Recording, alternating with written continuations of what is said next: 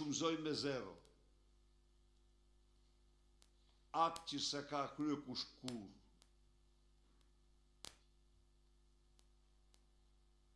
Akt që se ka krye kush kur.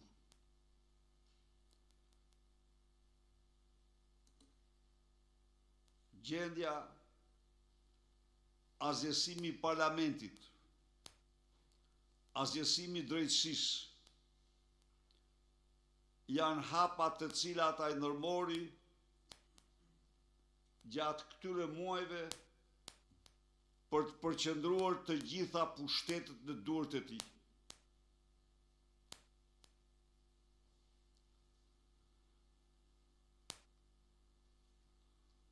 E vërteta është se sot opozita është e vetmja shpresë.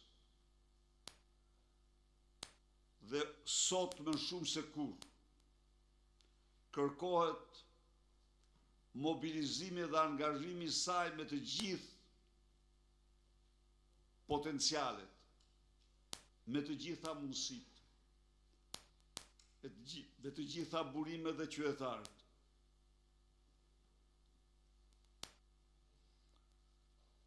Sot opozita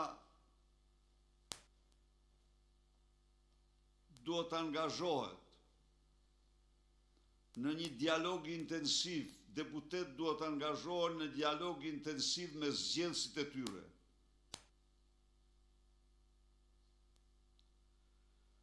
Ata që e kanë votuar dhe ata që se kanë votuar. Sepse angazhimi qytetar, përgjegjësia qytetare ndaj kësaj gjendje dramatike të krijuar, është rrugëzgjidhja e vetme. Nuk besoj se mund të ketë shqiptar që të gjej motive shqiptar të vërtet, që të gjej motive që ta pengojnë për të ngritur revolt kundër kësaj qeverie, kundër Edi Ramës që për interesa personale i mbylli dyert e Europës.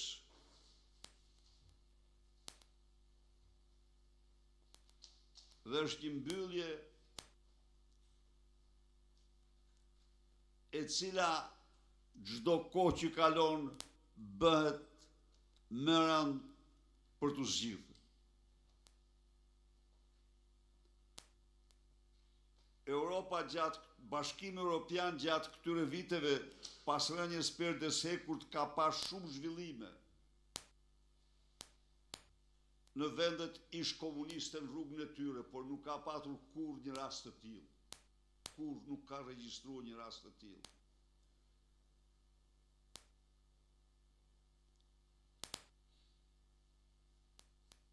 Edhe njerë do të rikujtojmë çdo shqiptari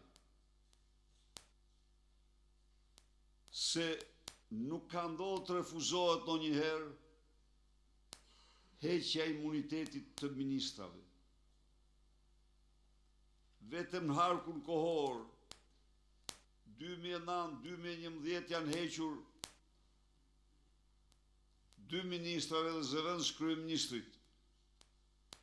Imuniteti kanë dorëzuar vetë, s'ka patur as një lloj diskutimi dhe komenti. Dhe për hir zvërtes me zëvendës kryeministrit, qeveria mund të binte nëse ai dëshironte. Por jo. Ai dha dorëheqje, do shkoj tek prokurori, do paraqitet. Pra, ka vendosur një standard jashtëzakonisht të rrezikshëm për qytetarët dhe për vendin, në të cilin thot Haptas se ai dhe ministrat e tij janë mbi ligjin, në të cilin ai Haptas shumëzon si kur më parë drejtësinë me 0. E kyç, e mbyll, dhe e bën këtë në një kohë kur nuk ka qytetar shqiptar që miraton një akt të tillë. nuk ka qytetar shqiptar që pranon që shefi i ekzekutivit t'i mbyll dyert drejtësisë kur qeveritarët vjedhin, zyrtarët vjedhin qytetarët. Nuk ka partner ndërkombëtar që nuk ka ndërhyrë dhe nuk ka kërkuar të zbatohet shteti ligjor dhe kushtetuta. Në këtë kuadër,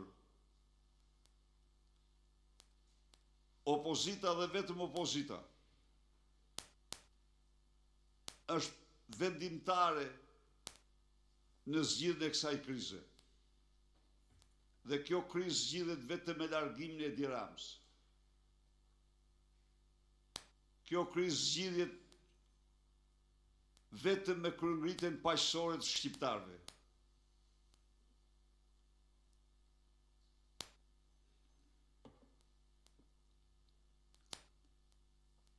Shkurtimi i jetës qeverisë Edi Ramës është imperativi më madhor i kohës, detyrimi më madhor i opozitës.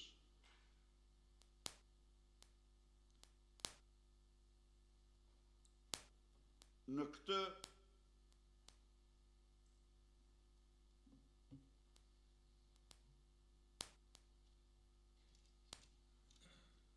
aspekt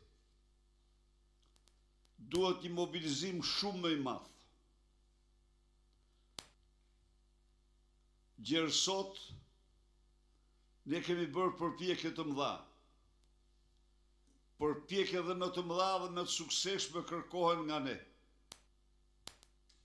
nga çdo shqiptar. Data 22 mars është ditë frymëzimi. Të gjithë qytetarët e këtij vendi duhet të tregojnë zemërimin, revoltën e tyre, të përgjigjemin flak për flak.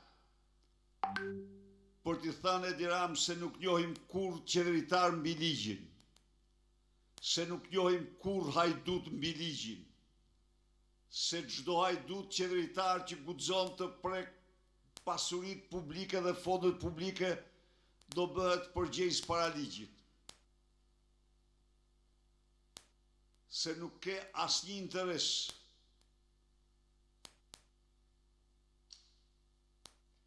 shqiptarët me këtë që ka ndodhur.